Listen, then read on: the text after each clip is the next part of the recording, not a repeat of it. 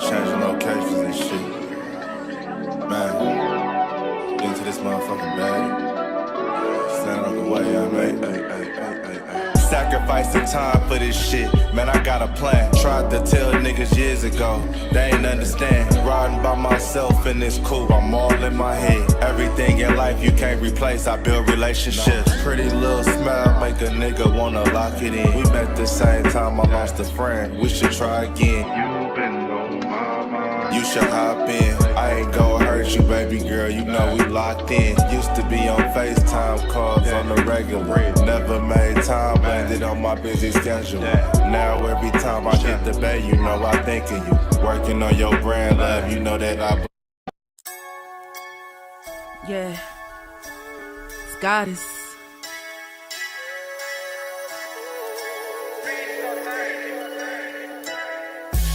And I'm a day one type of girl. Ain't nothing wishy-washy over here. I don't jump around, stick to one side. Yeah, the silver, the blue, we got them in their feelings. That star on the field, come pay the D a visit. They say it's hatred, is it? I call it hate and simping. Cause if we wasn't that hating, they wouldn't be in our business. Listen, West Coast say the water tastes better. The fan base go harder, and all the ladies get wetter. Yeah, that's how it is when you straight reppin' for Dallas. We get it in the trap, and landlord tell us what's happening. No explanations in no shape, form, or fashion. When Henny drop the stats, ain't nothing else to be asking. Them numbers don't lie, that's why your argument dry. And we still got them rings, you got your eyes on our prize. Whether an eagle, a giant, or a commando, you in the parking lot crying, we in the Lambo, we stay in our bag, we run it up in the draft. You still talking about the 90s, so who's stuck in the past? Get off me, and I'ma need you 6 feet back. And we ain't hearing nothing till your team beat that. And we ain't scared of running, what you thought we bleed that? It's only one team over here, that's Cowboys, believe that. Yeah, this you got is the poet. Big up West Coast Cowboy, HTM Sports, and LandLord from Alabama. Y'all check them boys out. Now don't play around with the Cowboys content. Yeah, and you know it's DC. Yeah, DC 4L. 31 teams in the NFL. His system is designed to stop 25 teams. Shit, I need a linebacker that's over 200 pounds. I need a defensive tackle that you got to pull away from the buffet. He's gone, so no. Let's talk about that. But yeah, that's a large part. That's a large part of I your gotta team. make this point because I ain't gonna lie, I forgot about it until you mentioned it. So I gotta get this out before it flees me, and the nation needs to hear this. And we are live. What's good with y'all, man? It's your boy Henny the Moore reporting live from the liquor store, man. And to my right, Don't do it. Ever present, ever evil, ever despicable. Don't behave that way. Listen, when the Lord made heaven and earth and he separated, I ain't gonna go that far. See that? Look at him. Look at him. I ain't gonna go that far. But just know that LandLord is like a centuries old, unspeakable evil that's taking human form to do country. Wow. I hate to see you take it there. That wasn't taking it though. You know what I'm saying? That was not taking it there at all. That's terrible. That was me being very kind to you, LandLord. That's insane. I said absolutely nothing wrong this time. I'm not that bad, y'all. You know what I'm saying? He ain't be a little hyperbolic. Just a little. A little hyperbolic. So what was hyperbolic? You being an ancient evil or you being, despicable? All that. It's just terrible. You know what I'm saying? I'm a great guy. You know what I'm saying? I don't know about all that. That wasn't. That's messed up. How y'all doing today, man? Cowboy Nation, we are back. Salute to everybody in the chat. Salute to Dono Holmes. Salute to Daniel Berry Sports. Salute to 214 Fuego guy, something like that. I'm terrible at reading. Shout out to Miss Matrix in the building, Nigel Wanza in the building, Timo in the building. Salute to all my folks. Dak owns Philly. The ex-Dak on Philly. Now he's Dak owns bring them baskets. I don't know what he mean by that. But, hey, you already know that's my guy and we support him. So don't play around with him and we get down like that. Salute to Dono Holmes in the building with the $10 cash out, man. He coming out the gate shooting at these boys, man. We appreciate you. He coming in hot. We appreciate the support, man. Salute. My boy said stealing candy from babies. Salute to Dono Holmes, too, though. Who's stealing candy from babies? Me? Who is stealing candy from babies? It might be landlord. Not today. I mean, that was in the past. You know what I'm saying? Also, salute to Donald Holmes on my end as well. I didn't see your cash out, my brother. Don't judge you. You don't supposed to judge people from their past. You know what I'm saying? Yes, you are. Like, listen, You like, absolutely do. That is crazy. You absolutely do. Like saying, listen, he ain't killed nobody since yesterday. Yeah, Today. yesterday is, you know what I'm saying? That was all yesterday. You know what I'm saying? He's a great person today. So listen, I'm glad that we talk about judging people off their past, because I'm finna judge the hell out of Brian Schottenheimer. Ooh-wee. You listen, finna put his feet to the fire? It's not all good or bad. I think you It should. just, You know what I'm saying? It just is what it is. Like, You know I'm always down for a little of that. Turn the music down just a tad. There's a smidget. Yeah, just a little smidget. You know what I'm talking A lot of folks don't even know what a smidget is, man. about? That ain't country enough. Nah, they don't know. They don't know what a smidget is, a ski taste, none of that. All right, little taste. Yeah, now, Hey, Vosh be saying that. Shout out to Vosh. How You you be know like, that's turn down a little taste. You know your country. You talk like that. For real. Shout out to Rogue X2 in the building, man. I see Salute everybody to him, sliding man. in. Salute. We So, appreciate yeah, y'all. man. Shout out to Joe Tranchina, always showing love and sharing the content. Troy Dudley, man. We appreciate our people, man. We really do. And listen, you know, Joe a real one. He doing this shit all the way from Italy. Yeah, he gangster with it, and he always here. Like Joe, one of the most consistent people I know that watch our show. Like no lie, I can't remember the last time Joe went here. So we appreciate you, man. Real talk, like for real. So yeah, listen, we gonna talk. Cause we just gonna talk some X's and O's. We gonna talk concepts. We gonna talk scheme. We gonna talk what's that called? Philosophy. We gonna talk a little bit of everything when it comes to Shotty, man. Cause there's enough tea leaves and stuff around here to where we can put a pretty good picture together about Shotty, man. Let's do it. We were supposed to have did this the other day. Then we went off. We were fighting about Michael Parsons and CeeDee Lamb. You know, we were on some shit that day. We were on some shit, but we here now, though. We here now. God bless America. God bless the Cowboys. Let's go ahead and slide into this shit, man. Let's do it. All right, so let's start off with Schottenheimer, man. Let's see, which one of these should I pull up first, man? Because there's a lot of shit. Because listen, y'all saw I had like 10,000.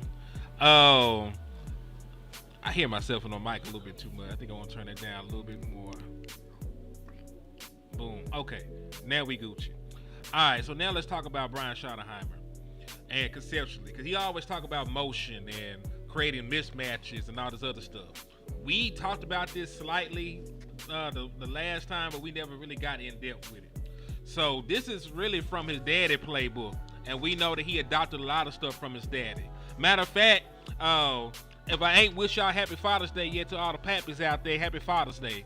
And if you a masculine beer drinking asshole, happy Father's Day to you too. Damn. Oh shit. But nah, for real though, man. This is Shotty and what he talk about when it comes to motion.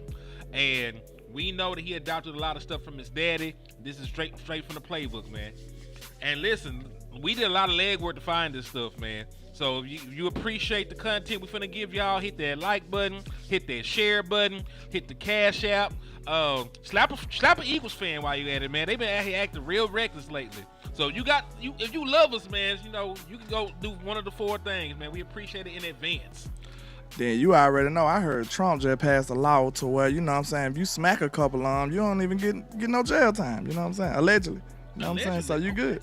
You good. Oh, we Gucci. Y'all know man. Trump signed a law every day. Go ahead. Every hour. So when it comes to motion in Schottenheimer's offense, and you know, he would talk about the cut splits and everything else. This is why you do it. To create a personnel advantage by creating coverage mismatches on our X, Z, Y, H, and F. If you're wondering what these letters are, this is not algebraic. These are the receiving options. The X receiver, the Z, the Y, the H, the flanker. This is running backs. This is slot receiver. These are your outside receivers. These The are H is guys. for tight end, right? I think the H is the tight end. It really depends. I think an H can be the tight end, but I'm pretty sure it's whoever is in the backfield. Let me see.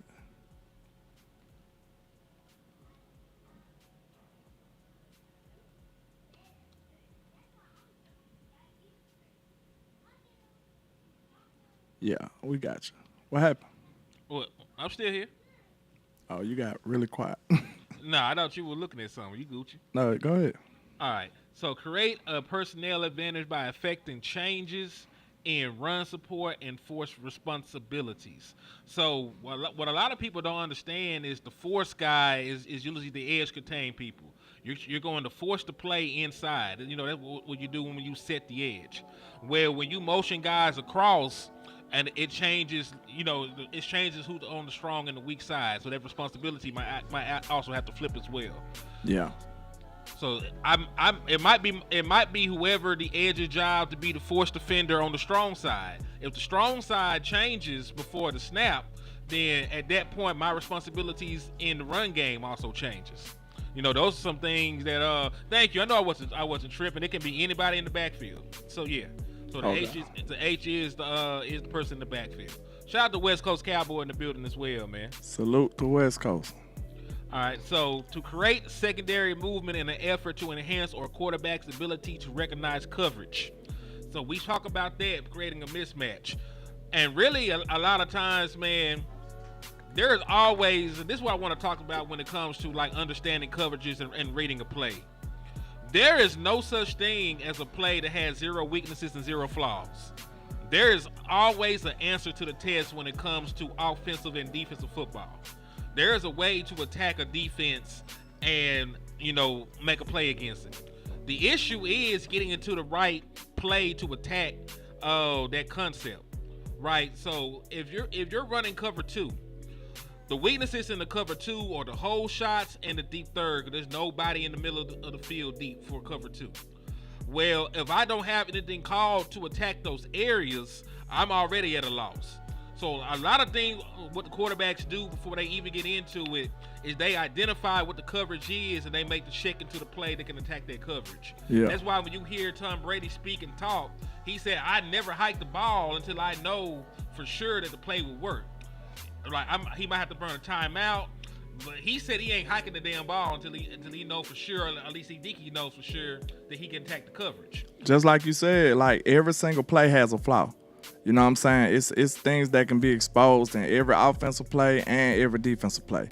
It just depends. That's why your play calling is so important. That's why your timing of your play calling is so important.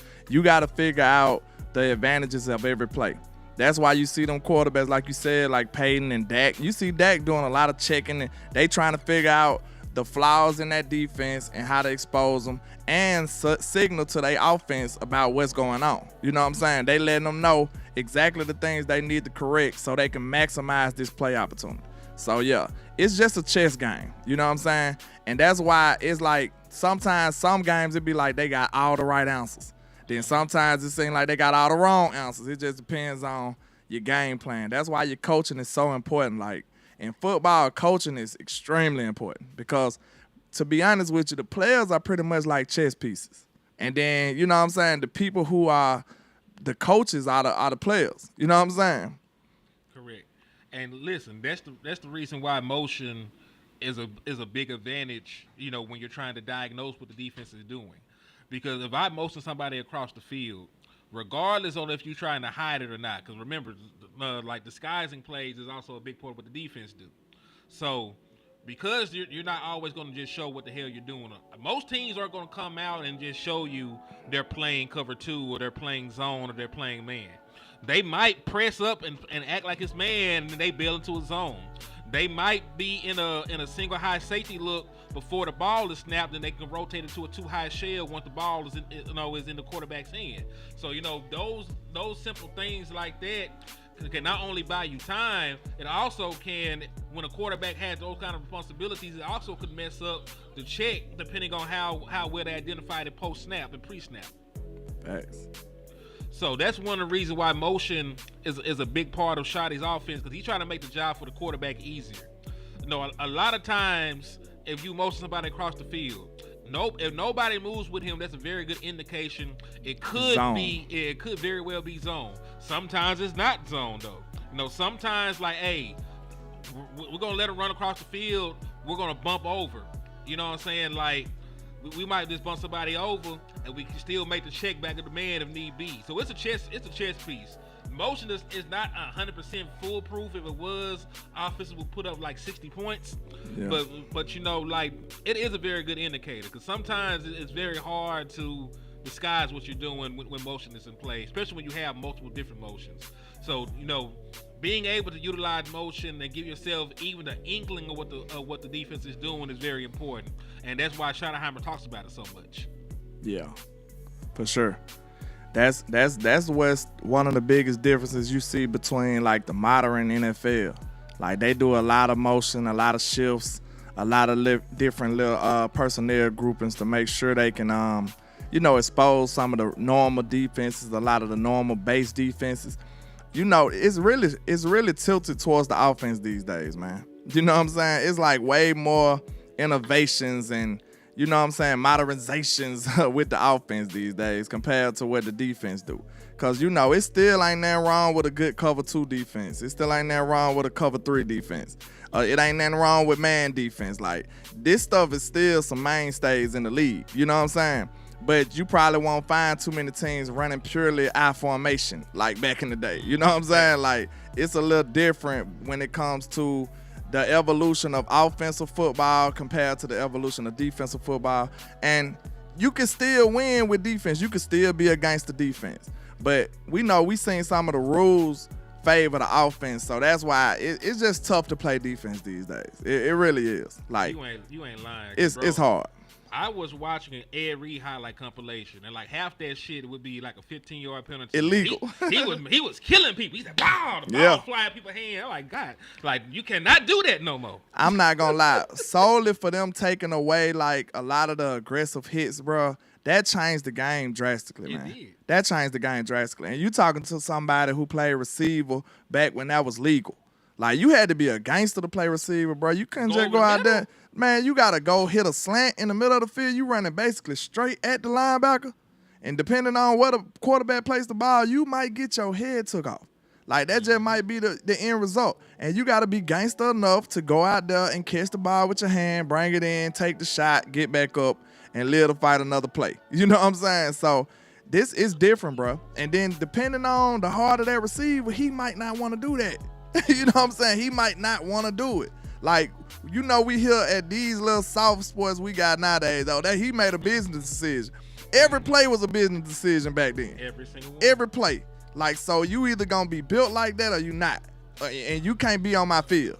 You know what I'm saying? Like, it was no soft stuff going on, man. Real talk. And I know it's a lot of older people in my chat, so y'all can attest for that, bro. Y'all know. It was different back in the day. And I ain't gonna lie, that's a big disadvantage for the defense. That's a big disadvantage. Think about the mental aspect. That's what I'm saying, intimidation. Yeah. Yeah, because, dog, there were folks alligating arm catches just because, like, damn, I feel like it's coming. I'm finna get smacked. The pressure not even there that time, man. He said that black cowboy hat clean, landlord. Appreciate you, man. Appreciate it, man.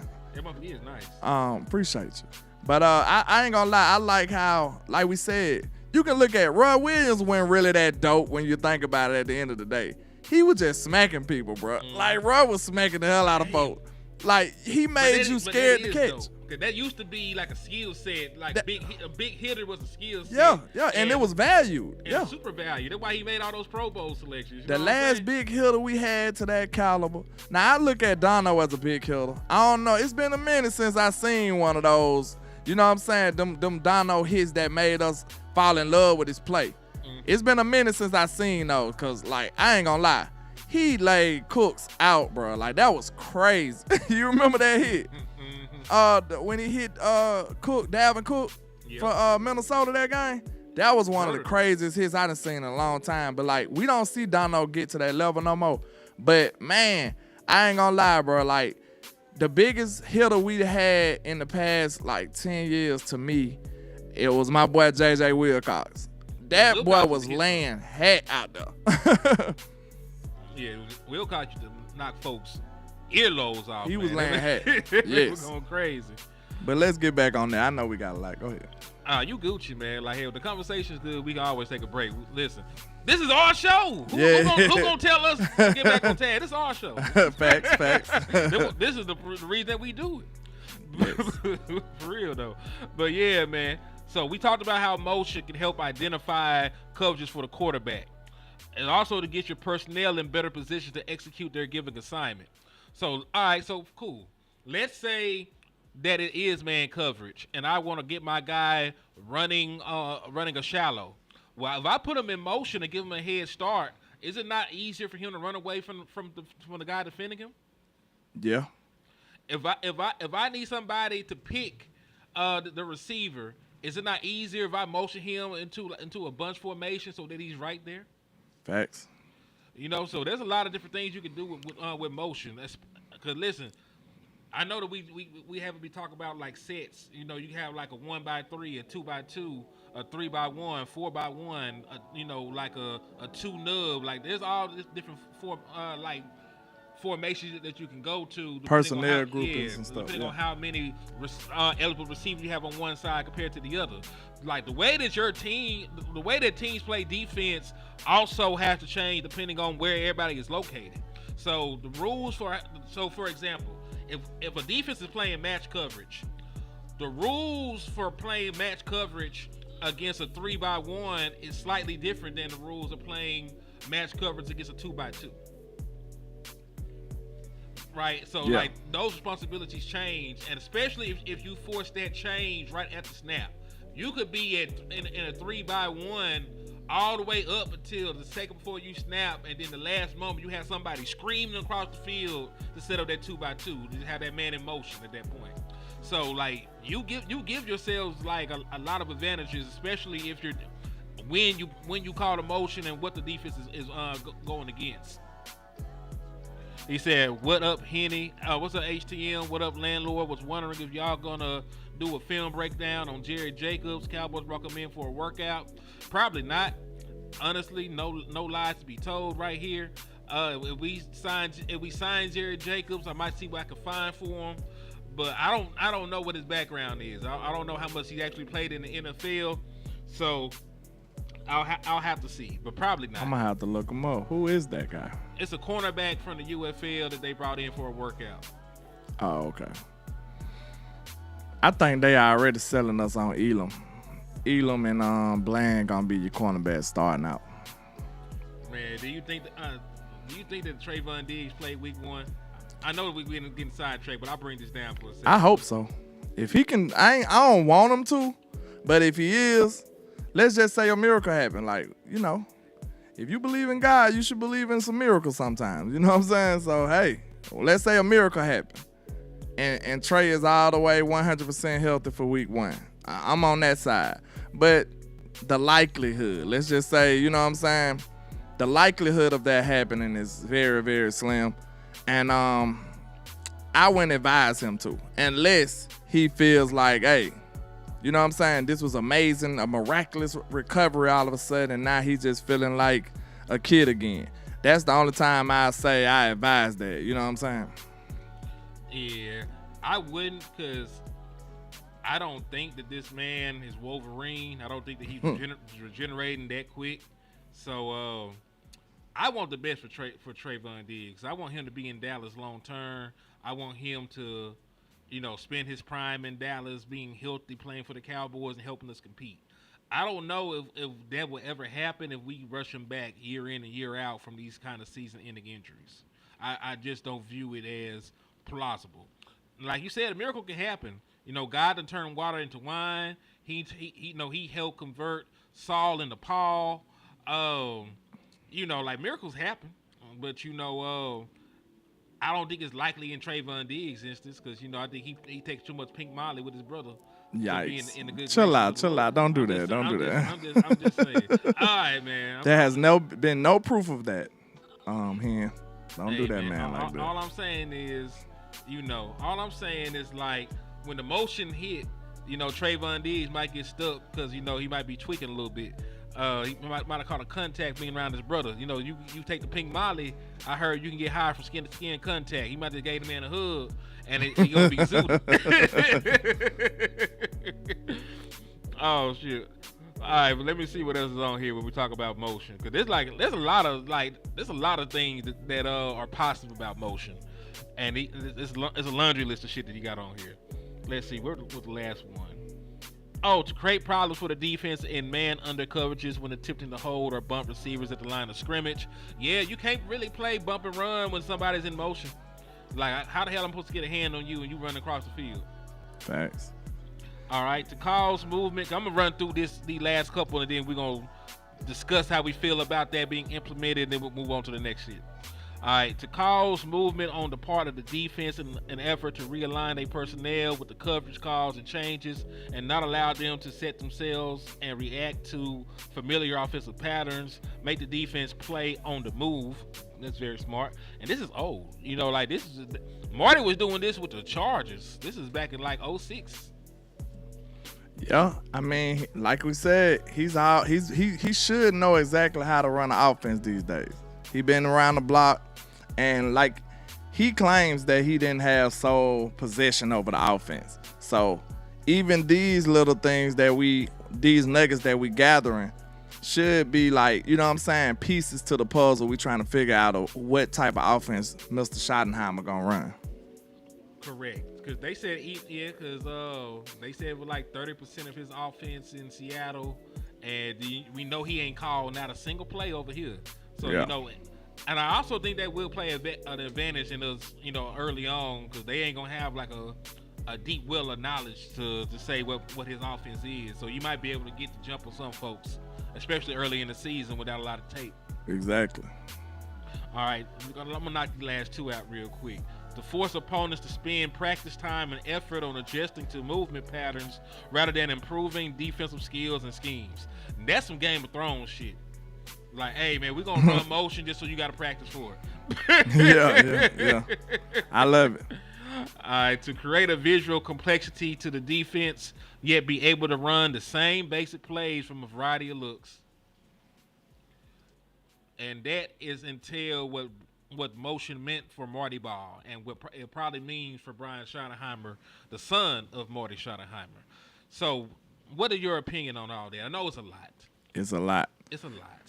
But I mean, like I said, it seems like Shot is gonna be more on the modern side, more on the innovative side, more on the motion and the deception and the personnel packaging. Like he's gonna be manipulating a lot of these things to try to make an advantage on a play-to-play basis. And I think that's important for what we trying to do to succeed. Like when you got a creative play call and a play designer plus a very talented roster on the offensive side, you can cook, man. You can cook in this league. I just told you the rules are heavily tilted in the offense's favor. So, hey, you should be able to go out here and cook with the personnel we got. Even though, you know, the running back situation is not ideal, in my opinion. But I think we got enough to manage. You know what I'm saying? We don't do anything. Make no mistake about it. We got enough to manage. We just want to thrive. We don't want to survive. We want to thrive. That's the only reason we fighting for a running back. We want a gangster at running back. You know what I'm saying? We got some junior gangsters right now. You know what I'm saying? We got some YNs, some people who just jumped off the porch yesterday as running backs, and we wanted some real gangsters. So maybe, just maybe, somebody can turn into one. You know what I'm saying? After you've been off the porch so long, you're going to turn into one after a while. So, you know what I'm saying? Being around gangsters, you become a gangster. Yeah, you are who you be around. You are what you do. So, after a while, hopefully one of these running backs can materialize into something real gangster. But as far as Schottenheimer go, man, I just want to kind of see if he still can get the vibe and the feel for calling plays. I think instincts and game flow and situational football, those are the things that I'm going to be paying a lot of attention to. So I need to see exactly how he's going to operate in some pressurized situations. Those are the things I'm looking at. You know what I'm saying? If he can be gangster and smooth as he is on the interview podium in those situations, we going to have something cooking. You know what I'm saying? Shotty been winning everybody over, doing everything right. And I hope he can carry that on into this play calling and be one of the smoothest, one of the greatest in the world, like he loved to throw out there. Like the greatest play caller in the world. That's what I need to see out of Brian. So listen, I'm not saying he's the greatest play caller in the world, but he got a good track record. I want to show you something real quick, man. All right. So previously served at the Seahawks offensive coordinator for 3 seasons. He set records with the Seattle Seahawks. A lot of folks don't actually know this, but he led the Seahawks to franchise records in points in the season, and he led Seahawks to franchise records in points per game as well. The season that he did that in 2020, it was actually the season where the running game was non-existent. Chris Carson was going through his injury thing. That's the season that they were like a bottom 20 run attack, and Russell Wilson threw for 40 touchdowns. Your boy DK Metcalf was a second-year player, but he had his best season up to this point. He went for 1,300 yards and 10 touchdowns in Brian Schottenheimer's scheme. Tyler Lockett went for over 1,000 yards as well. So, that goes into the fact, that he talked about being multiple and being able to attack in a multitude of different ways when it comes to his offense. Like, sure, the first 2 years, they were a very run-dominant, team, and they were able to run the ball, produce top rushing offenses. And then when the run game wasn't there, they set a Seattle Seahawks record in points because they threw the ball to DK Metcalf a ton of times, threw the ball to Tyler Lockett a ton of times. And both arguably had their best career seasons in 2020 under Brian Schottenheimer, even though the run game was there, they're non-existent. So I do believe that he's the kind of offensive coordinator that you want, because instead of living and dying by the run, he went and made adjustments. He went out there and he aired that mug out. Russell Wilson threw for 40 touchdowns for the only time in his career. DK Metcalf had his only 1,300-yard season. Tyler Lockett had one of his best seasons. So sound like he brought the best out of him. And now that you think about it, it makes sense that Shotty wanted somebody like Pickens, because it seems like he basically like a jacked up version of Lockett when you think about it. He's a deep ball guy the same way, but he's just taller and a little more dynamic when it comes to the 50-50 ball. Yes, indeed. And listen, that's one thing I do want to talk about, man, because we saw how, we saw the Tyler Lockett effect. We saw the 3 years without Tyler Lockett, and we saw the 3 years where Tyler Lockett didn't have Brian Schottenheimer, I should say, and then we saw the 3 years that he was with Brian Schottenheimer. Career high numbers across the board. He had a slightly better season in receiving yards in like 2021, but he never hit 10 touchdowns again. He never hit 100 receptions again. He had his best 3-year stretch with Brian Schottenheimer. And the same thing with DK Metcalf. I don't have a graphic, but he had his best season as a pro with Brian Schottenheimer. So I'm willing to believe that one of these wide receivers, or maybe two of these guys have their best season as a pro under Brian Schottenheimer. I already feel that George Pickens, with the amount of opportunities he's going to get, is going to fit that mold. But why can't somebody like John Domingo, who's already in a similar style of that big X that you could throw the ball up to vertically? Why not Jalen Tolbert, who actually was a big play, deep threat guy in college? He ain't really just had been able to do that consistently at the NFL level. But maybe, with some of his play sets, with some of his play designs, maybe that these guys get turned up. Who knows? But I believe that Brian Schottenheimer isn't just this. What I'm trying to say, what I'm trying to articulate is this. I know he's talked a lot about the run, setting things up with the run, how he likes to run. I even got stuff in here where he was talking about, hey, man, we don't really like the short passing game. We'd rather run the ball in those situations so we can throw the ball down the field, right? But I also believe that he is not crazy enough to see something not working and not making adjustments. Yeah. I feel the same way. I think he'll adjust. Like, that's one of the things about coaching like him. I think he feel like, he's a little more hands-on, so the detail stuff, he should have a better grasp on that. You know what I'm saying? Like, some of the coaches be more bigger picture. I think Mike McCarthy was a bigger picture guy, so he's kind of like overseeing most stuff and just calling plays. But I think Shot is super detailed. That's why he talking to every single person, and you know what I'm saying? Like, he going around visiting every single room, and he's just a way more detailed, nuanced person. And, both ways can work, so it's not just like throwing nobody under the bus, but I think he's a little more nuanced, so he's going to pay attention to details for sure. Oh, yeah, no doubt. And I like the way he's doing things, man. I'm not sure if it was done, but Dez Bryant just talked to the rookie class today. He went to the Star, talked to the rookies. So, I don't know how around Dez Bryant has been. We know that he wasn't fooling with Mike. with Jason Garrett. Oh yeah, for sure. Like, he hates Jason Garrett. He's very open about he wasn't shit. But I'm not sure how around and involved he was when Mike was there. But it's good to see that he's trying to bring in some, and that's really not a bad idea. Like, you got all these former great players from the Dallas Cowboys organizations, like DeMarcus Ware, Dez Bryant, Michael Irvin, and Tony Casillas, fan of the show, right? All these guys that made these Pro Bowl selections, all pros, won championships.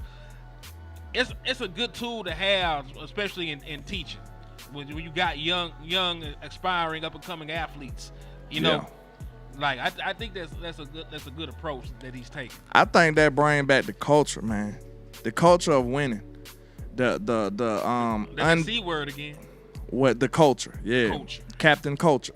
I think that's his nickname for me, Captain Culture, because I think we know that's one of his biggest emphasis, but I think that's another way he attacked that. You know what I'm saying? Bringing in those old players, reminding us and letting these young guys know what it mean to be a Cowboy, bro. Like, what it mean to be a legendary Dallas Cowboy. Like, this is different. Like, some teams don't have this decorated history that we got, and we sit up and let people disrespect it a lot, and for no reason. Like, we need to go a little hard on that. You know what I'm saying?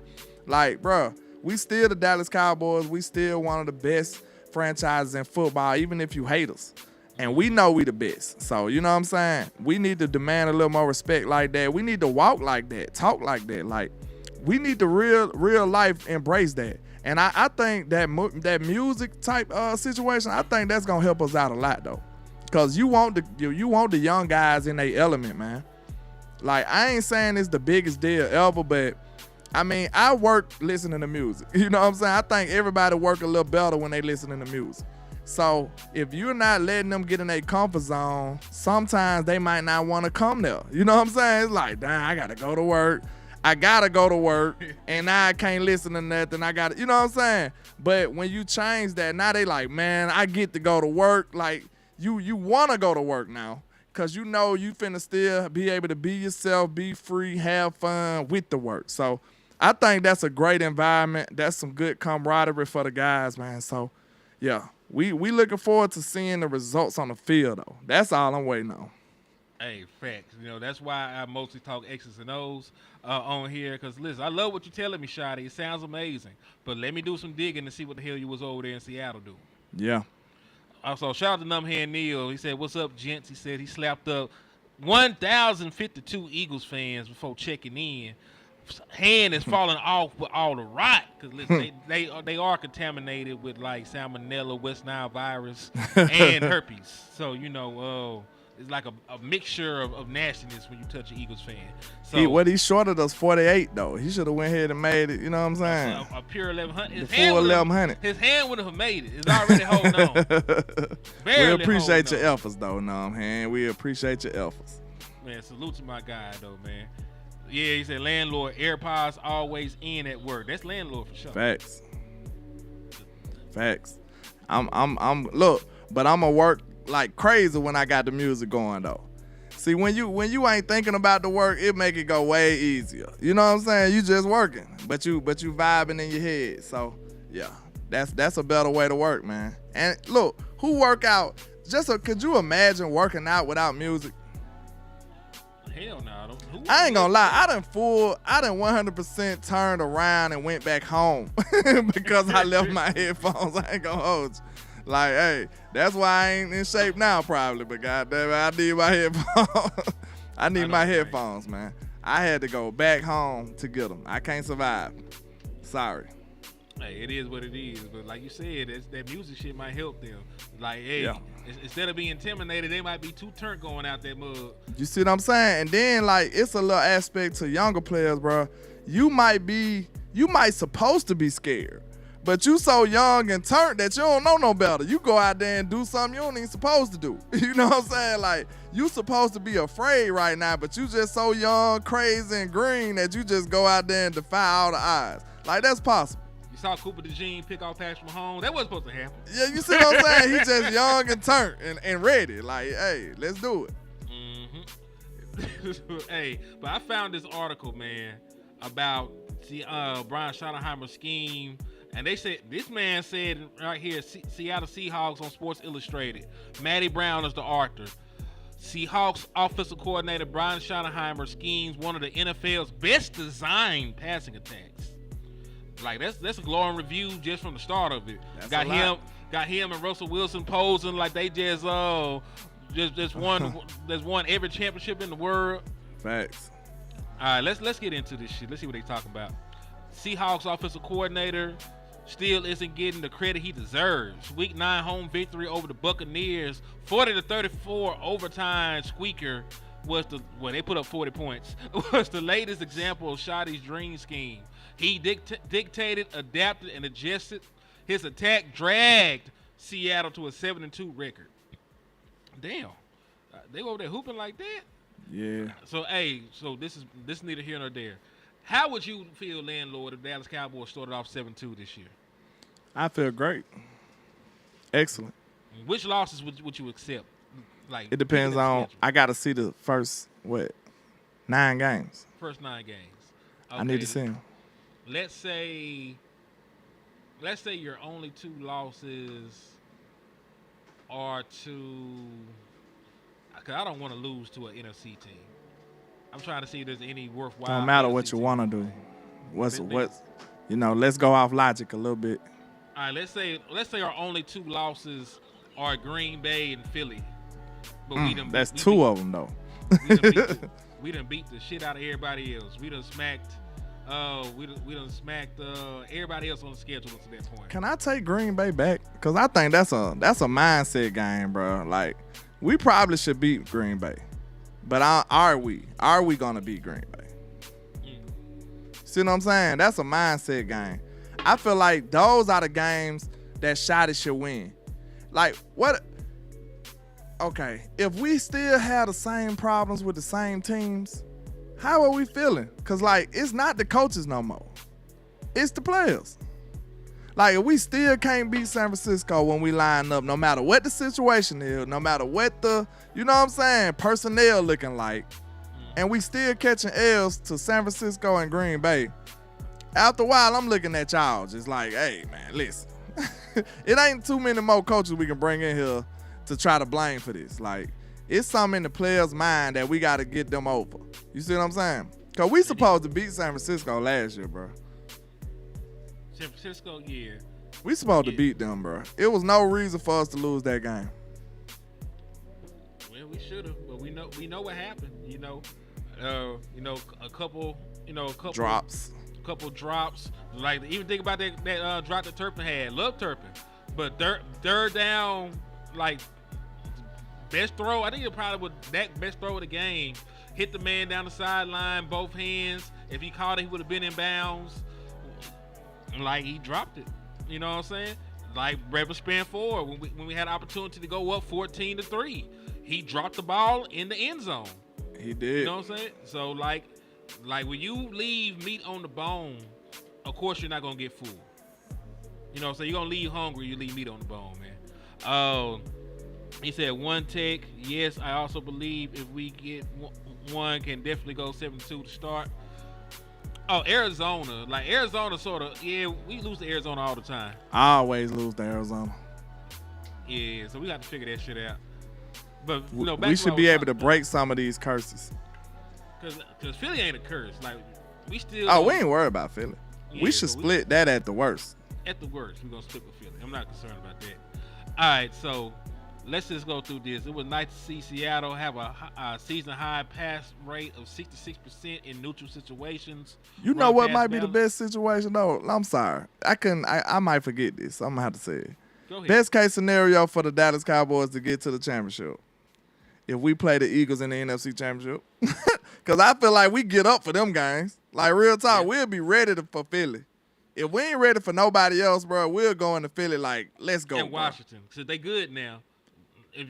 At Washington too. Washington and Philly, like, bro, I got full confidence in the Cowboys. Now I know Philly's a great team. You know what I'm saying? I give them that, but I wouldn't be worried about my team being scared or nervous against them guys. Like I know one thing, we gonna be ready to play Philly.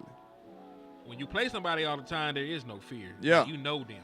And like, I feel like going into Philly, bro. I feel like with Dak as our quarterback, I feel like our team feel like we should win that. Real talk. I don't feel like it's the Super Bowl time. I just feel like walking in there with Dak, bro. I feel like they like, bro, we finna beat these dudes. Real talk. They always do.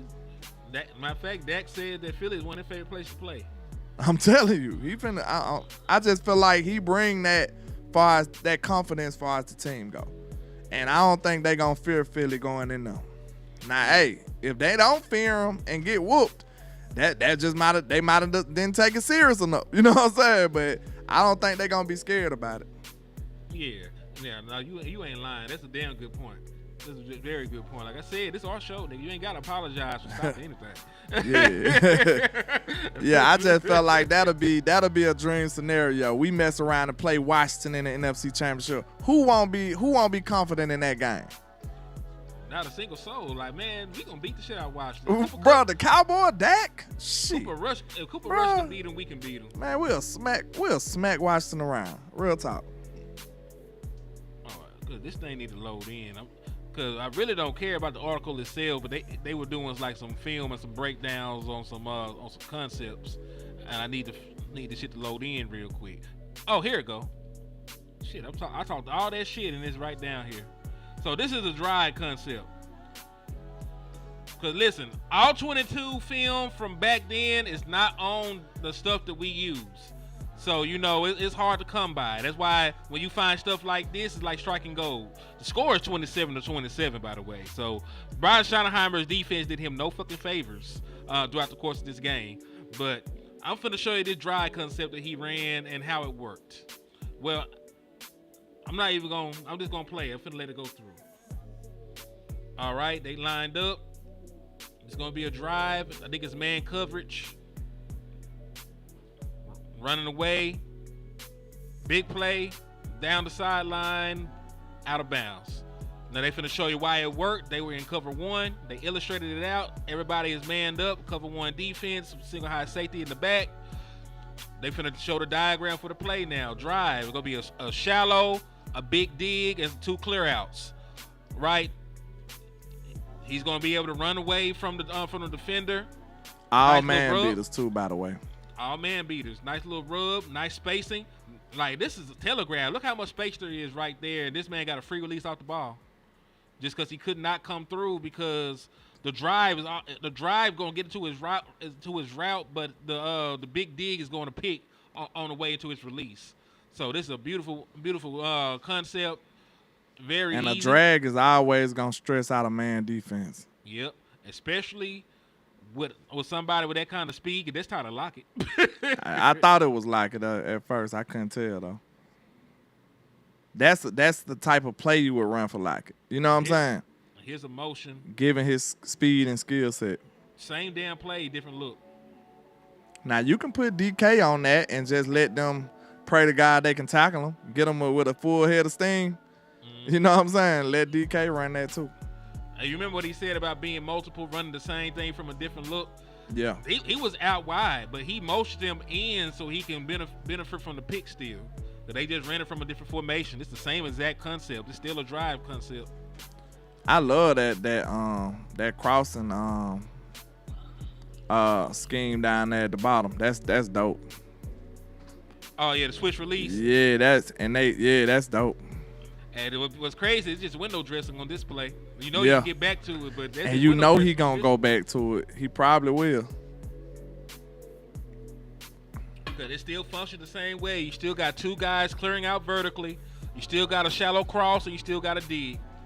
So that was the drive concept on that one that he ran. And listen, it's hard to find this shit, dog. So when I found this, you know, it was just like finding oil in your backyard. I feel like I got a little bit richer. Yeah. Hey, shout out to HTM with the research, man. I feel like you one of the best in the business when it comes to researching and especially like numbers and you know what I'm saying, stuff like this, digging in the crates. I feel like you one of the best, man. So hey, this stuff ain't easy either, man. So y'all make sure y'all show him some love for doing all this research, man. I don't know nobody else that would have brought it to y'all this thorough, and he still got more. Oh, I got a shit ton more. I appreciate y'all too, man, for the love and support, dog. Y'all real. Appreciate my brother LandLord for the kind words. See, I gotta start saying nice shit about LandLord sometimes, man.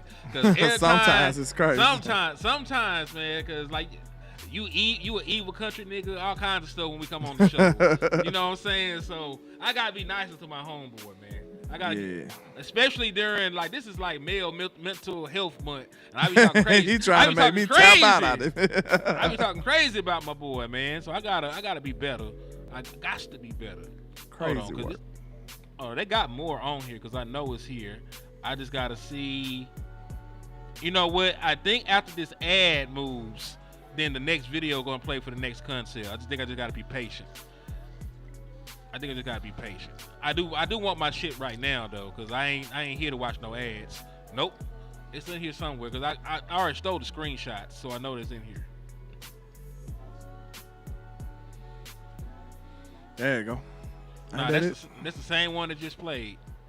Cause that's Drive again, but he also got play action spear, play action slide. Cause I seen them already. You know what? This might just be. Oh, there it goes. It was an ad in the way. There was an ad. So I had to close it out, and it's finna play now. Skip ad, damn it. There you go. Okay, this is Shallow. Damn, I hate these niggas. They be hating on the greatness. Like every time I want to play something, they try to play the ad. But I'm finna just see if I can skip through this stuff. Cause I want y'all to see these concepts. Cause I don't care anything about what Running Staley talking about. Cause they had to play up too. I hate these niggas. But anyway, dog. In the meantime, while we talk about this though, man, just from what we seen, it showed the versatility in his offense already. Because when you can run the same play and make it look completely different from what you just seen, you know, from a couple plays ago, still catch them off guard. That is a hallmark of great play calling. That's the hallmark of a great play caller and great play deception. Yes, deception. Because that did not look like the same play up until the play was ran. Okay, so here. It's just gonna hate you out today. Every fucking time. How is this gonna keep playing ass? This is crazy. Like, nigga, I will. Seattle said y'all is the ops, so we ain't letting y'all see it. Man, I hate. Hey, Seattle, don't make us come down there and huff and puff and blow your house down now. Relax. Man, real talk. He said Henny the GOAT. Ah, man, he said ghetto stats nerd, as boss would say. Hey, man, we looking at film right now, so he more than that, though. He more than that.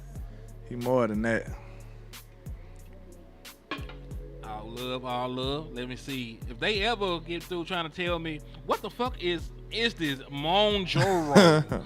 Monojaro. Monographic. Want a gyro? Do you want a gyro? This is crazy. They are running out of names for this medicine, so they just making up all kind of crazy stuff. So ain't no telling what they gonna say. They gonna start saying izzle and trizzle and mizzle.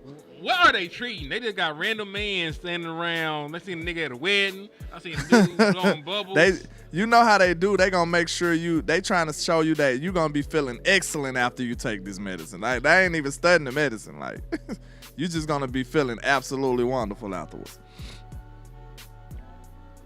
Oh my God. Is this it? No, it's not. It's another ad. They be trying to play these ads on top of ads, man. We might have to just let them live on that. You gonna get smoked out the money. Man, I'm gonna shoot me some, cause listen, I'm gonna edit all the ads out. They got me cause listen, they ain't paying me. They ain't paying me to have these ads on here. So you know. Yeah, they tripping. Yeah, they tweaking. Cause how you gonna play 17 ads on the show video? for free? Yeah, on a video that you got already. Like you just keep replaying the ad. Nobody trying to watch this bullshit. But it says 6 seconds to go. If it don't show it this time, I might just flip everything over and go home. Damn, fuck. All right, they just keep spamming ads. Yeah, they hated us out, bro. Yeah, fuck them. Yeah, we're not even finna worry about it. We got some shit for y'all, but man, I might just have to break down and then show the screenshot. Cause I wanted to show you the actual play and how it works. So this is the play I try to get to. This is a damn spear concept. Ran down in the red zone. It's a very similar concept to what a Yankee concept is. A Yankee is a post and a deep over. This is just pretty much 2 over routes. You run this out of like a 7-man protection. Usually use play action because you need time for the play to develop. You're gonna bootleg them out to one side, and you're gonna have the ability to throw back into the flat, or you're gonna have the ability to throw to whichever guy pops open. You usually want to use this against a single high safety look. There's one singular safety standing his ass in the middle of the field, so you know you got the look that you want. Right? He does stuff like this. And listen, it's not a bad play design, not a bad play call or anything like that. He missed the throw. I'm gonna go ahead and tell you, he was wide open. Russ missed the fuck out of the throw. So I just wanted to go ahead and give you the answer to what happened. But it was a great play design. It was a great look. You know what I'm saying? It's something that I wouldn't mind seeing the Dallas Cowboys do, on a consistent basis in the red zone, because scoring in the red zone is super important. It's one of the most important things, and that's something I will give Schottenheimer. His team scored in the red zone. They were a good red zone scoring team when he was there in Seattle. That's very important. We need it. Damn sure need it, because, dog, we got to score points. One of the things that derailed us last year is that we drove the ball the length of the field, and then we walk away with that motherfucker with 3 points. Or we have a turnover in the red zone and we don't get any points. Like, stuff like that, prevents you from winning games, especially against better teams. Because we drove the ball up and down the field against the Detroit Lions the first 2 drives. We had to settle for a field goal the first drive, and then we fucked around and we had the red zone interception the second time down. So we could have had 14 points, right? 14 possible points, ended up with 3. Yeah, for sure. We gotta capitalize on them, man. We got to. We ain't trying to settle. You can't beat nobody for real these days with 3 points. You got to get 7. Got to get 7. The teams are too good. We already talked about how the offenses have all the advantages in the NFL. You can't forcefully dislodge the ball from a defender. They don't allow you to limit their motion across the field like that. Because that's illegal contact, defensive pass interference, all kind of things. So they got all the advantages with the way that the game is called. You can't go down there and only score 3 points. You just can't, because it's going to be hard for your defense to hold that team to 3 points. Facts. Let's move along, though, because I really can't live off of that. Yeah, I really, really wanted to show that. They hated me out, but we still got plenty of shit to show, man. So shout out to Brian Schottenheimer. He said the reason the Seahawks just don't go quick throws in the pass game all the time is they value the deep play action passes and using the run to set that up. It varies, what he told the News Tribune. So listen, plays like this play action slide is illustrated over here. It's set up by the run. You cannot run some of these play action concepts and you ain't ran the ball but once. You done call 10 plays and you got one run play in that motherfucker. You think the play action is really gonna fool these folks? Facts. You gotta sell it better than that. You damn sure got to, man, because listen, I know that folks was trying to say, well, you can run play action without the run, like maybe before, maybe like the first couple plays of the game, you just run play action You know, instead of an actual run, sure, because the game just started. You do that shit too many times, and they just finna abandon all run responsibility. They finna just try to crash down on some of these routes. So, you know, but this is a play that he uses a lot. This play actually slide. It's called slide because the wide receiver that's on that end, they're gonna slide him behind the line of scrimmage into the flat. They're gonna have two clear out routes over there, and then they're gonna bring the other wide receiver that's right there, standing in front of him. He's gonna run like an over route, so it's gonna end up being like a level read. You can read the flat ain't there. You can throw the ball to the wide receiver coming across on the over route in the middle of the field. Yeah, that's dope. I like that. That should be pretty effective, especially with if you put like Turpin right down there over. That'll be dope. Yep. So imagine these wide receivers, you know, is CeeDee Lamb and not Tober, but Turpin. And you sending CeeDee Lamb behind the line of scrimmage, giving him a free release into the flat, and somebody like a linebacker or a damn safety might have to come down and check the flat depending on what coverage they in. Then you vacate that big ass area. If they do get there in time, you vacate that area behind it so Turpin can have a free release and maybe get down the sideline for a monster play. Yeah. You know, like when we look at this, think about the personnel that we have. Or think about it like this: a very common wide receiver set you're going to see a lot: CeeDee Lamb and George Pickens. Facts. That's gonna be nasty. So yeah. So listen, I'm gonna pull this down so we can just talk just like conceptual football real quick. We don't even need this up at the moment for that. I'm gonna put it to you like this, man. We're gonna have to run the ball a little bit. I'm not saying that we gotta live and die by it. I just want us to run the ball enough so where they can buy the play action. That's it. That's all. That's all you actually need for me to be satisfied. So they can play honest and respect it. Exactly. You know what I'm saying? That's what we need to run. I'm not saying we don't need to run, but you know, I ain't opposed to abandoning the run at times because I'm saying, bro, we don't have them. We don't have good running backs. Hopefully they turn into good running backs, and then this won't be a problem. This won't be a discussion no more. But we need to be productive in the run game. You know what I'm saying? I would like to see our splits when it comes to explosive runs. You know what I'm saying? Compared to giving them up, because I know we give it up. You know what I'm saying? We giving up explosive runs. We're bad. I think we only have one 20-yard run all season. See, that's so hard on your offense when you not getting no explosive runs from your offense, and then it's all dependent upon the passing game. So now everybody's sitting up there like, Dak, why you not doing great stuff? Why you not balling, Dak? It's all Dak's fault. When your run game over there hiding, because they know they ain't did nothing. Man, that's the thing. That's why I think the Dallas Cowboys should have kept Tony Pollard. Even though he was hurt, you know, he did enough. He was explosive enough as a runner, even off of the injury, to where you weren't always nickel and diming your way down the field. He would at least get you a 15, 17-yard run before he didn't do anything. You know what I mean? Yeah. He at least get you a couple of chunk plays to keep you honest. So, and now he's healthy. He's still putting up 1,000 yards over there with the Titans, and we know the quarterback situation over there ain't been worth a damn. They've really been relying on that run game. So I think the Dallas Cowboys should have probably kept Tony Pollard, seeing as what the fuck we got right now.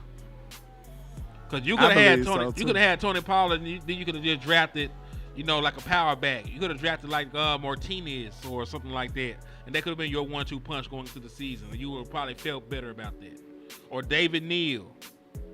That's a given. Yeah. We definitely should have kept Tony Pollard. Right now, we would have been a fool with Tony. You know what I'm saying? Or Rico. Could have kept Rico for the hell we got. You know what I'm saying? This is something that I think also, we talk about what Brian Schottenheimer does. We need to talk about some shit that he gonna correct. True. Let me show you something. I need to take this down so that y'all can see it because my boy comment still up there. The bottom, at the very, very bottom, is Dak Prescott. EPA per drop back from play action under center since 2022. Dak is shotgun king. Give me a minute real quick here. You good. All right. Go ahead. So LandLord has to go finish, making a bomb or another weapon of mass destruction because we know that he is the most evil of them all. So while he is away, we're going just to walk through this list. All right. So Brock Purdy leads the way with play action passing under center. Patrick Mahomes is next. Love, Jared Goff, Josh Allen, Tua. The point that I'm trying to say is this.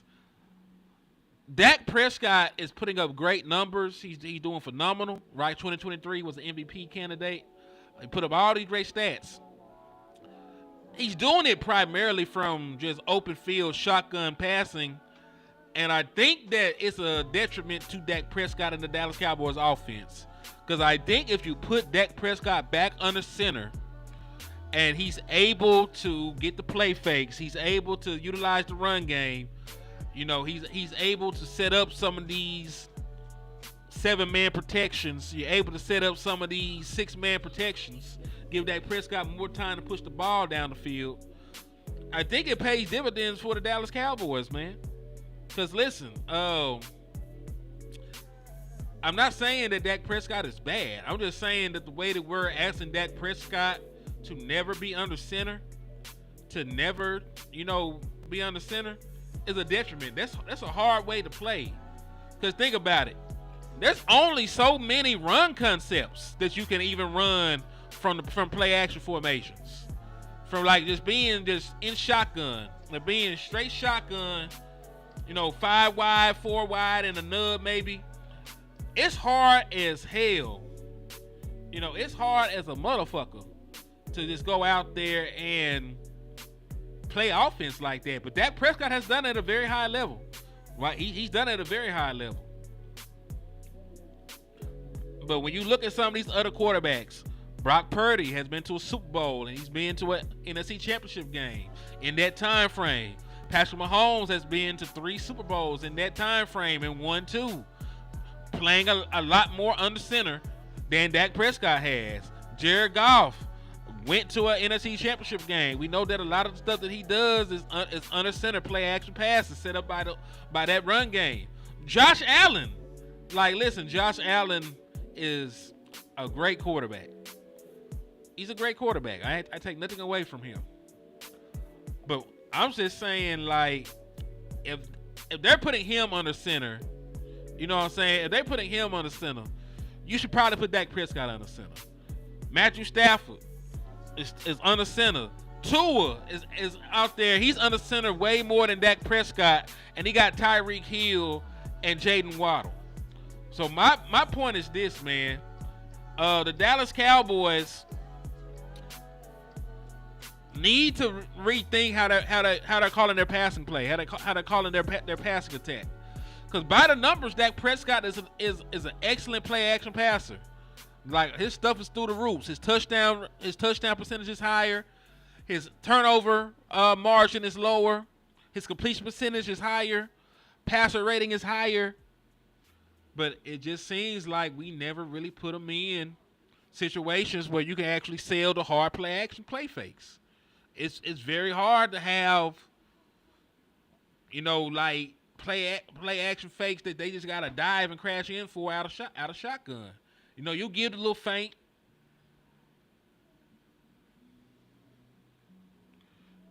They give the little feint, but it's not really a lie. It's like a flash of the eyes and it's gone.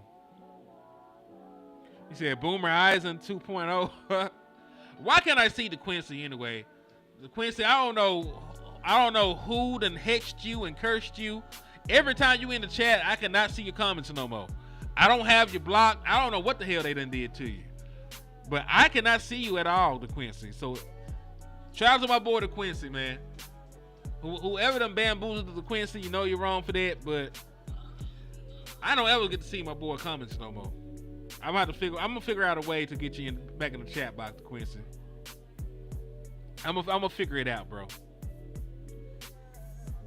But yeah, so I just need the Dallas Cowboys to recalibrate how they're running their passing sets, because there's really not a reason, especially when you think about prior to this 2022, because this is in 2022. We had one of the better rushing attacks in the National Football League in 2022. Tony Pollard went for over 1,000 yards. Ezekiel Elliott went for over 800 yards. You should have did more, stuff under center with those two running backs and Dak Prescott in the passing game. So I don't know, dog. I don't know, but that's just weird to me. It's so slanted that way, You would just think, and that's one of the reasons why when people say that Kellen Moore was this play calling, passing guru and shit, I know there was only 1 year of Kellen Moore, but he didn't do a lot of under center shit either.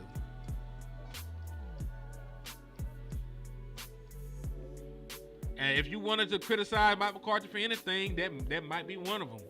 Like, hey, the under center play action game was non-existent. Like, Dak Prescott should not be next to Zach Wilson in regards to the amount of times they were using deep, hard play action fakes. Pause, because that shit sounded crazy as a motherfucker. The fuck I'm talking about. Say, Henny, the pass will set up the run defenses are going to want to stop Lamb and Pickens. I mean, true, that's possible. But there's a large varieties of plays that are not at your disposal if you never at least try. Right? There's a large number of plays that you cannot run out of shotgun. You really can't run Yankee out of shotgun like that. That's really a under center, deep shot, max protection play. It's like a 2-route concept that's real good against cover one. So if you never force them into situations where they got to play single high, you can't take advantages of those. There's a lot of plays that murder single high looks that you won't be able to get to if you stay in shotgun. Nobody is going to give you single high safety looks if you stay in shotgun the entire game. Nobody is. So the amount of one-on-ones you get is going to be down. The amount of these shot plays where you can, where you can take advantage of that single safety in the middle of the field, that's minimized as well.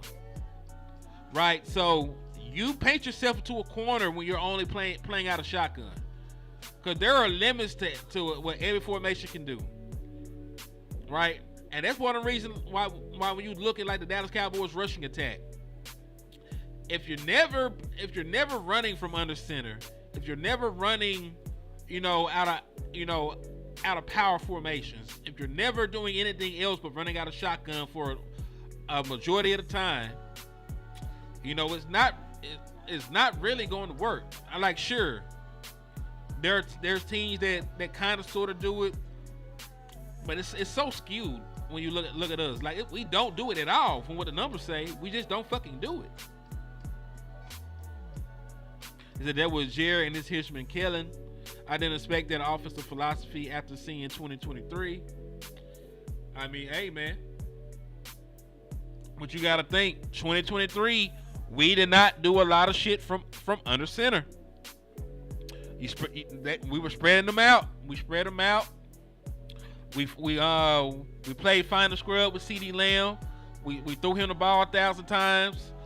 We hit Jake Ferguson in the seams. Right? Like, that's how we played offense. It was Dak, CD Lamb, the 2.1, offensive philosophy, get through your reads and then get into the scramble drill. That's how we played. And it worked for a season. It's just that these folks make millions and millions of dollars. Henny the Moore does this shit, for damn near free. If y'all don't donate, this is like damn near free. The shit that I go through, you know, the work that I put in is damn near free. Like boss, like boss don't get paid unless y'all pay him, you know. And if content creators like us can find these trends and, you know, find these schematical advantages and disadvantages, you don't think folks that make millions can find it? Yes, sir. So you weren't here for none of that. What I was talking about, was you? I heard it briefly, but I just had to handle some business real quick. So you can give me a slight summary real quick. I told him that you were hiding bodies, so you know. So, Land, this was the EPA per drop back for play action under center since 2022. Do you see how far back Dak Prescott is? Like, his shit is going the opposite direction from everybody Good else. Lord. They said Dak Prescott is shotgun king. Dak Prescott does not play under center. Brock Purdy does. Patrick Mahomes does to a very high rate. Jake Love, Jared Goff, C.J. Stroud, Josh Allen. And Dak he always been a better quarterback on the center too. Exactly. And with his back to the defense. Exactly, because he got damn good play fake. Play action used to be Dak's specialty. By the numbers, he's a great play action quarterback. So, Land, like, just give me your thoughts on this. I mean, looking at these numbers, our analytics department should be taking notice. You know what I'm saying? Just like you said, we don't get paid to do this. You know what I'm saying? Sometimes, and they get paid millions. So if they ain't seeing these numbers and actually figuring out a way to work this stuff out, we got the wrong people around us, man. But the only thing I say the key to this is to actually having a running game. You know what I'm saying? Mm-hmm. I mean, that's true. But I also put it to you like this: if you only stay in shotgun, you really are limited to what kind of running plays you can run too. That's true. All this stuff go hand to hand with like the formation usage. All you got is what, a draw, and what else? Inside you zone. You got a couple tosses. Yeah, like a toss, a counter, an inside zone, an outside zone, and like some draws and, you know, maybe some pins. But it take away the deception. Mm-hmm. Like if I remember this, if y'all remember it too, Dak was always one of the more, I'll say, deceptive quarterbacks in the way he handled the football. He was smooth. That was one of the first things I noticed about him when he came out. Like, not when he came out, but when he became the starter. Like, some people not that smooth with those play actions and stuff like that, like fumbling and stumbling with the football and not pulling out or acting out a good fake.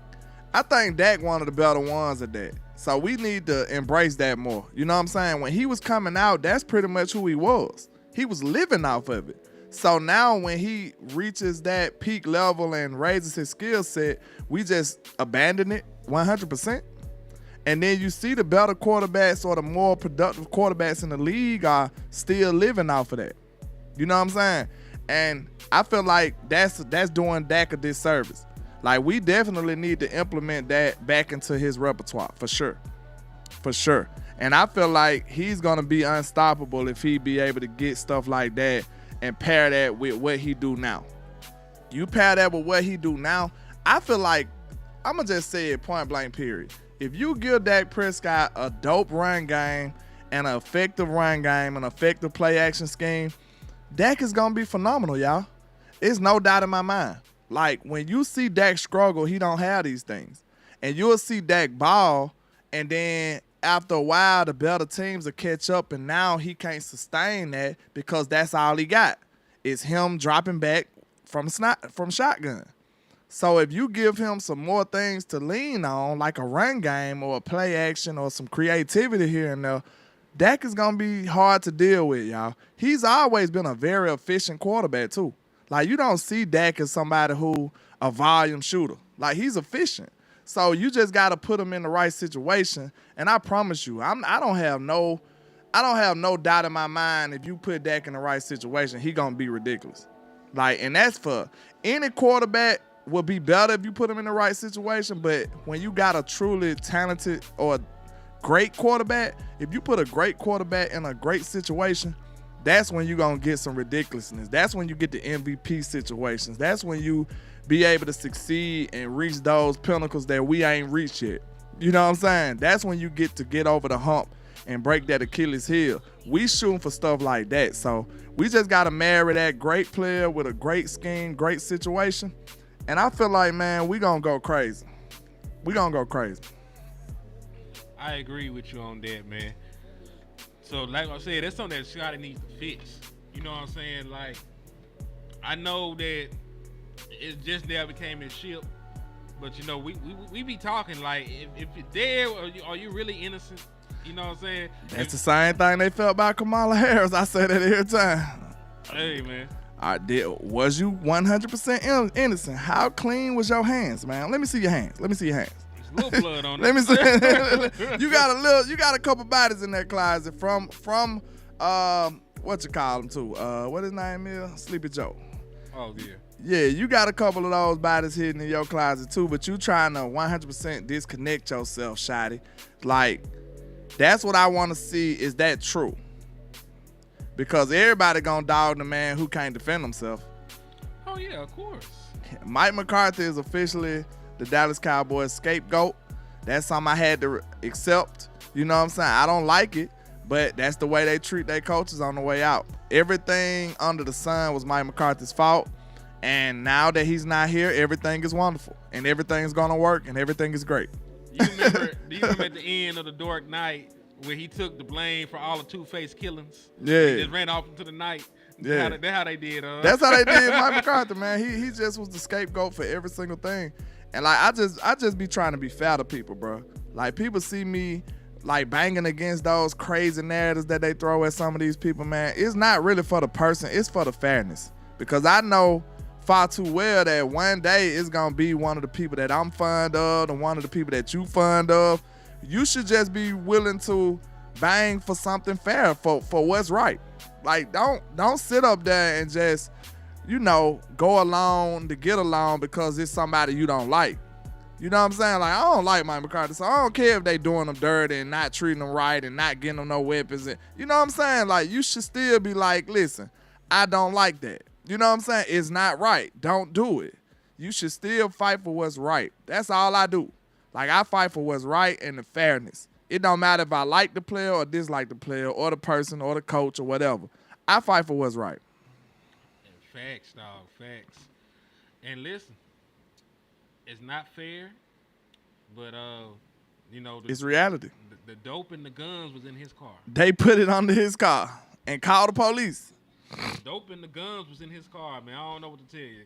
And They said I seen some strange looking sugar in Mike McCarthy's car. It was wrapped up pretty nice and tight. Yeah, man. So listen, They was rubbing their nose in it, officer. And I don't know. I never seen nothing like it in my life. and listen, when they pulled him over, instead of saying the dope ain't mine, you know, instead of saying the dope ain't mine, he said, I don't know who dope it is. There's a difference. There's a difference, sir. Yeah. He told without telling. Like, nah, listen, like, they set you up, but you ain't defend yourself either. Yeah. You said, you know what, fuck this shit, I'm going home. All right, he took his ball and went home. I'm glad Mike went out with his dignity, though. I think he still left with a little bit. They almost took all of it. But for him to walk away, you know, contrary to popular belief, he didn't get fired. That man walked away. Exactly. You know what I'm saying? So let's talk about this before we wrap it up. Because we've been on here a very long time. Like, I didn't realize it's been an hour and 30. Yeah. There's still some shit, but we'll have to cover this a different day. It's about that time. About that time. So, hey. Looking at my Rolex. Go ahead. It's about that time. 6 bad flying in at 9. Who said that? What is Manny? Oh, okay. You're an OG. I salute you. Yeah, stop playing with me. There go the world's greatest hater, JJ the Mine. Well, he's second to Hen. You know what I'm saying? Yeah. He's the second greatest hater. Listen, I done put too much work in my life to ever be second. Them boys are hating tag team. That's crazy. He said, all y'all boys being Henny, also LandLord. I'm not here to hate on you today, my man. Oh, okay. My bad. I take it back. It's too late. My fault. JJ, hate on that man. Hate on him. I ain't never heard nobody hate on Command. That's crazy. That boy hate by request. This is insane. Hey, JJ come in reporting to work. They like, yeah, sir. What you want me to do? Yeah, man, I got a great job for you today. I just need you to like hate to the best of your ability on LandLord. That's all I need you to do. I need you to keep your head in the game. Are you ready? And they pumping them up with a pep talk and everything. It's crazy. Man, this life we live, man. One day, you'll get your skills up and you can be in this kind of space. What's the incentive on hating? You know what I'm saying? Everything. They give you some incentives for hating too. Like, you got to be different. Man, listen.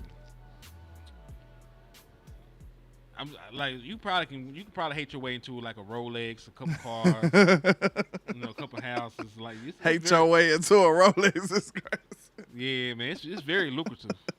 Like you get top level, like shit. Look at fat bastards like Shady McCoy. Like that nigga just get on there and hate Dak Prescott for no reason. That just say anything. He don't even be making sense half the goddamn time. Like shit. He's having a wonderful career right now. Like, he's going crazy. Like, he done tricked out the NFL money, so he just got that he show got the hating money. Yeah, that hating money is different. That hating money hit different. For real. All right, salute. dog. So salute to Lisa, Troy Dudley, JVB boy, T Foster. We gonna talk about this, then we gonna dip, man. All right, this is Shotty's rule of 53. They said Shotty says the real key to his offensive philosophy is rooted in the magic number 53. In his career, Schottenheimer has found hidden that number through any combination of pass completions and runs in a game is one of the biggest predictors of victory. If you rush the ball, say 30 times and throw 23 completions, that was like the second determining factor of wins and losses after turnovers.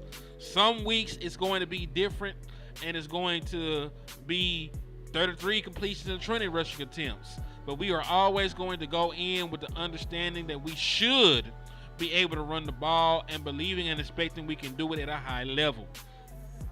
So, that goes back to him talking about being multiple. Like, he says a lot of shit, and culture and multiple is the shit he say all the time. Right, and when we talk about philosophically, you saw it sort of when you saw that, hey, we're running the same play, but we use motion to dress it up and get to a different concept. Out of a look that was unfamiliar. It also applies to being multiple in how he goes out here and calls the plays.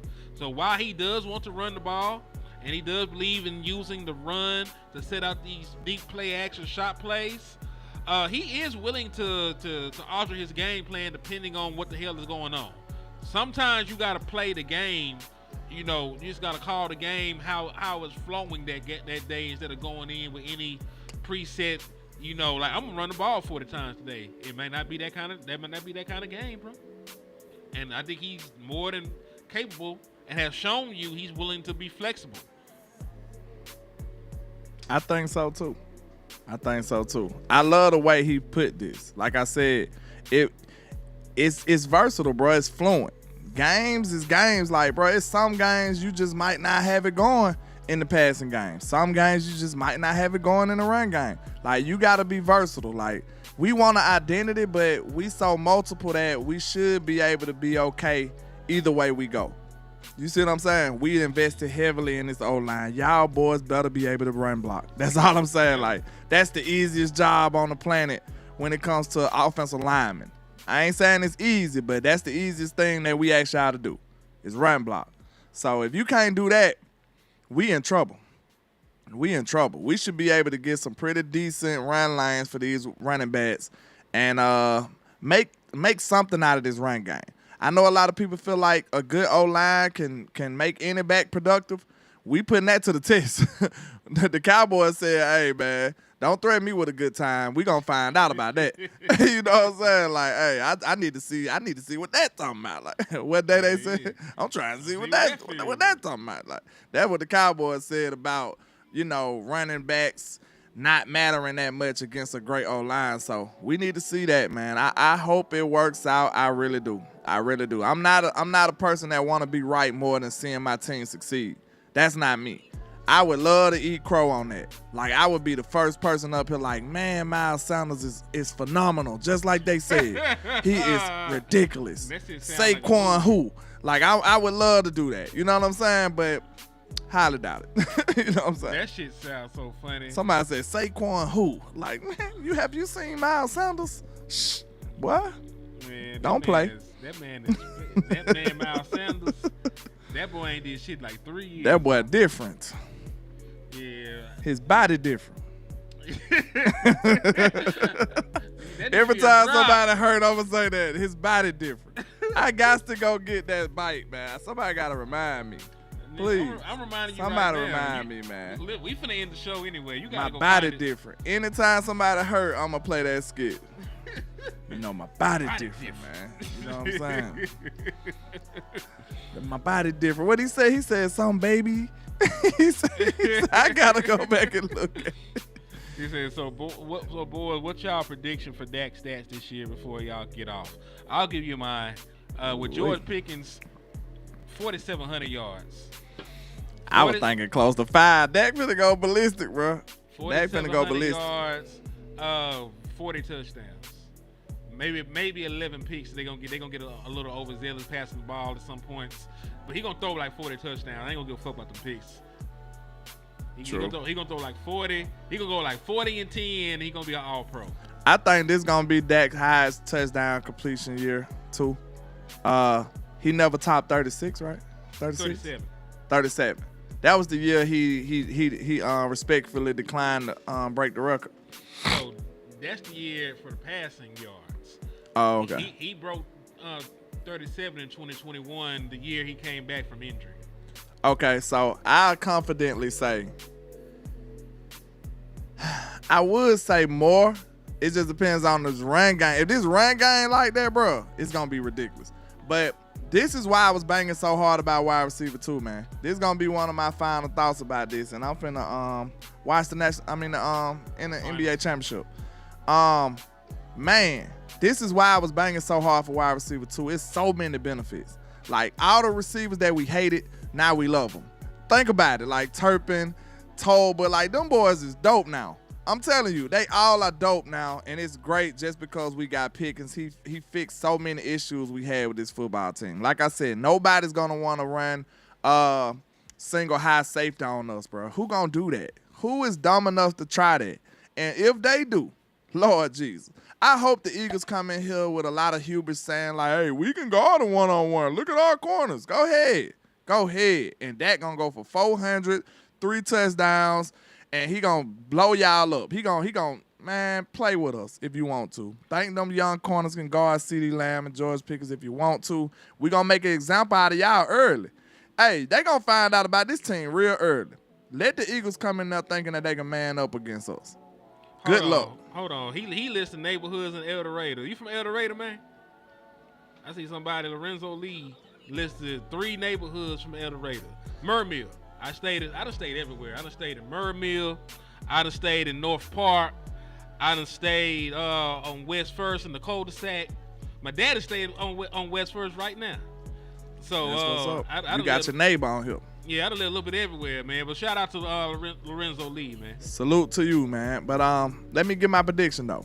I say Dak Prescott 4,500, 40 touchdown year.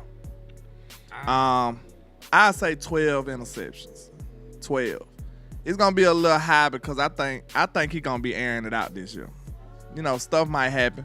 I know I'm not saying we're going to be pass happy, but I'm talking about deep plays. Like, I think Dak going to be a gunslinging type quarterback this year because he got them guys over there.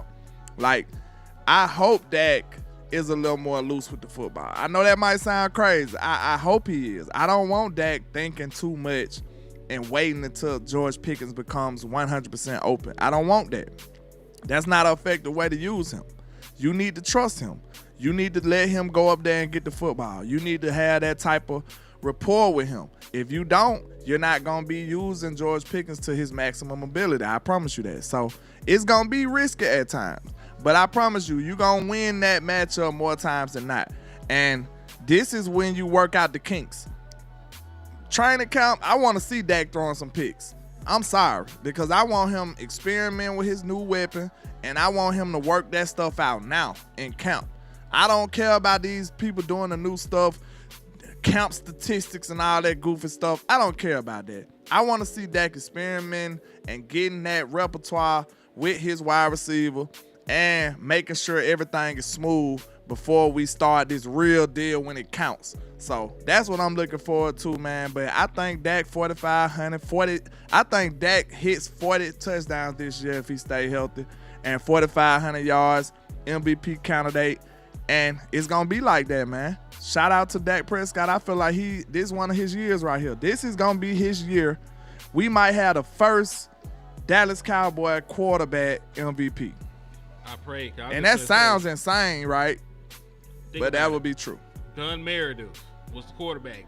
Did not win MVP. Roger Dodger Roger the Dodger. Captain America himself. didn't get an MVP. Troy Aikman didn't even make an All-Pro team. Tony Romo, did not get All MVP. Pro, but no MVP. No MVP. He might have had a year where he was in the running. 2014. He was in the running, but not as close as Dak got. Dak got real close. But I think this the year, if he stay healthy, man, and I don't see him in that discussion or winning that, I'm going to be a little disappointed. I'm not going to lie. Okay, before we go, let's paint out a scenario why that would happen.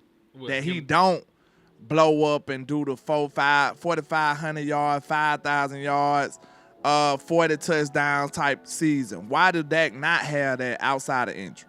Like, what would have had to happen? Running game is good. I'm saying for him not to do it. Oh, so you? Oh, okay. If the running game is good, it's gonna take the ball out of Dak Prescott. Yeah, it's gonna take it down a notch. He won't be able to. Because remember, shout out to Nigel real quick. He hit you with a 5-piece. He said, "Salute, man." To get some snaps in preseason, I wouldn't mind that. I wouldn't mind that either, man. Let's see if Shotty gonna really change the culture in here, because I think that's a good indication. Like, screw all that scary stuff, man. This is football. Play him a series and call it a day. Play him a series every game in the preseason, and I think that ain't asking too much, man. No, I don't really want the first pass of Dak Prescott's season to be week 1. Nah, and not with this offense, new offense. Like, man, let's quit out. This is football, people. And I'm gonna tell you straight up, I think when people be so scared, that's when you get hurt. Yep. I don't want to use that analogy, but screw it. This is Cowboy Convos, man. You know what I'm saying? We in the trap in the liquor store. Hey, you ain't gonna get uncut content like this nowhere else. Like, hey, so y'all gotta support this, man. But I'm gonna say this: it's almost like Old Dog on Boys in the Hood. You know what I'm saying? No, that's Don't Be a Menace. No, that's Menace to Society, right? Menace to Society. Yeah, it's like Old Dog. Old Dog was so crazy that he didn't die. You know what I'm saying? Like, he didn't care about nothing. Like, Old Dog was the craziest one. And guess what? Soon as Kane started caring, that's when he died. Man, Kane was the craziest one. He was crazy. He was off the chain. Muslim got hit up too. Huh? The Muslim got hit up too. Exactly. Just standing there. Yeah, so I'm just saying, like, you gotta be so crazy that you don't care. You know what I'm saying? Like, y'all feel what I'm saying, bro. Like, you gotta be so gangster that it don't matter. Like, nothing scares you. Just let it go, man. Just go. At this point, might as well. Just let them go, man. We don't care about no injuries. You gotta just let it rock. Hey, if KC can do it, we can do it. Yep. I'm sorry. That's one of the standards in football right now. Epitome right now. That's one of them. If they not, the Eagles at the top right now, but shit, they was right there with them, and they won back-to-back last 2 years. They still the standard. So hey, if they good enough to do it, we good enough to do it too. Facts. So yeah, I agree, man. I would take Dak Prescott 40 touchdowns, 4,500 yards. I don't even give a damn about the interceptions. Like he can throw 10, all I care. We gonna win games. Facts. Listen, like, what's the difference between he threw 9 in 2023? What's the difference between 9 and 10 or 9? It wasn't a difference. There's not much of a Dak difference. did that on purpose. He told y'all, I won't throw 10. And he didn't. You know what I'm saying? He came out and said he wouldn't throw 10 interceptions. Everybody like, ugh. But for some reason, when you ask a casual, he is the interception poster child. He had one of the best touchdown interception ratios in NFL history. This is the unfair nature of being a Cowboy, man. It is. Like, nobody cares about nobody else. Trevor Lawrence had 17 in one game. Like, what, that playoff game, and he had all them interceptions? He had like 4 in one game. And they won the game, by the way. But some kind of way, Dak is the epitome, the epitome, however you want to pronounce it, of interceptions. He's a walking interception to the casuals. It's insane. Dak Prescott is actually like top in like all the career passing numbers. Like passer rating. Dak Prescott is right behind Drew Brees in like career passer rating. So these are all-time leaders in passer rating. Aaron Rodgers, Patrick Mahomes, Freaking man on there. Lamar Adams. He had a very good start to his career. Joe Burrow, Russell Wilson, Deshaun Watson, Drew Brees, and then Dak Prescott is number 8. Your boy Tua was number 9. Y'all be hating Tua out. Yeah, fuck that man. But, that's crazy. What did he do to you, sir? Everything. What more do you want from me? Let's see. All right, so there's that. So that's passer leaders. All right, passer rating. All right, so let's go completion percentage. Like no, John. Him and Josh Allen had the same amount of interceptions, but they only talked about Dak. So no, he's not the walking interception. It's Dak Prescott in the eyes of the casuals. All right, all-time completion percentage. Joe Burrow, Tua, Drew Brees, like Jimmy Porn Star G, Porno Jimmy, Kyler Murray, Captain Kirk, than Dak Prescott. My boy got a better completion percentage than Patty, Justin Herbert, Teddy Bridgewater, Deshaun Watson. Your boy Mac Jones, number 13. And you got to think some of these people up there because they limited. Yeah, they limited like attempts. They barely qualify. Yeah, they right there on the threshold. It's like, you in there. And Dak done threw a bunch of passes, so that's not him. Yeah, Dak is not that what we just described. And then one last one. We did pass rating, we did completion percentage. I think like interception percentage is on here as well. That he's one of the better ones in league history. Let's see. And this is in NFL history, right? Correct. This isn't of the active players. It's all of them. All right. So his touchdown percentage, Tony Romo's actually up here. Romo was slinging that hoe. Man, they be playing Romo like, hey, y'all know I rock with Dak, but I rock with Tony too now. Tony was my guy. A lot of people be either or. I'm one of the few that rock with both of them. I just knew it was a time I had to let Tony go, man. I had to let him go. And then Dak was playing so well, I couldn't hate on him, man. I was like, this dude raw. You know what I'm saying? I gotta just had to do the transition a little quick. All right, so Dak is here. He's tied for 12. He tied for 12th all time in interception percentage. You got guys like Jalen Hurts that don't even throw the ball up here. He still throws 2%. That's crazy. He's a running back. But yeah, man, we almost gave y'all 2 hours of content, man. Y'all gotta rock with your boys. Y'all gotta hit that like button. I implore you to support the show. I implore you to support HTM Sports, LandLord Sports. Everybody that's doing their thing out here, man. We could have been doing a whole lot of other things just like y'all as well. So we appreciate y'all, man. So, hey, make sure you hit the like and share for the squad. It will not charge a card. I'm finna slide on out of this thing. Hey, you already know, LandLord from Alabama with the same handle on all social media. Tap in for the win. Let's go. Indeed, it's your boy Henny DeMoore reporting live from the liquor store. On the way out, man, please hit that Cash App. Please hit that super chat, please hit that Eagles fan upside the head because they deserve it. Hit the share button, hit the like button, sub up if you got love for us, man. And really, man, fuck the Eagles. We'll see them niggas September the 4th, man. I really got too much to say, man. Appreciate everybody for everything. JJ, I answer that question after this season. I like Dak a little more. It ain't by much. I swear it's not. I said, I'm gonna put you in a bind, LandLord. Who your favorite? Dak is my favorite. Dak my favorite, but I ain't gonna lie. I got a soft spot for that recklessness that Romo had, because it ain't nothing funner than that, bro. And I'm a receiver. Y'all got to remember that. I want somebody to recklessly throw me the ball. Like, throw me that bit. Like, real talk. And Dak was more reserved for a long time, but then he grew up as a quarterback, and then he got a little reckless with it, too. So, I like the reckless abandoning out of my quarterback at times. Like, bro, trust me, believe in me, throw me the ball. I'm sorry. Yeah, because listen, Dak throws some crazy shit sometimes. He do now. At first, he went finna throw it. He went finna lose that job, bro. No. He like, shit. He looked dead brown up and down like, what the fuck? Man, you better get open. Shit. Like, I'm a 4th round pick. You better come for that. Hey, and that don't blame Dak for that. That man just trying to win a job. He trying to earn a job and keep it. And listen, that man throwing anything up once he became the dude. Yeah, Dak started throwing it in, bro. Now we know it's certain games I can predict it. I ain't gonna lie. That's why I know he need help. It's at certain times when the offense ain't working, bro. You could just sense it. Like, Dak getting a little antsy now. Like, he done tried to wait. He tried to stick to the game plan. He done tried to be patient. And then Dak just get to throwing that bit. Like, I'm like, here we go. That's when the interceptions happen. Real talk. He get a little too annoyed, you seen that meme, like, fuck it, he down there somewhere. Yeah, like that get like that at times, bro. He like, man, listen, bro, we done tried everything. I'm finna try something else. Like, screw that. Like, listen, I'm finna throw this bitch 40 yards down the field in between 2 defenders, nigga. Yeah.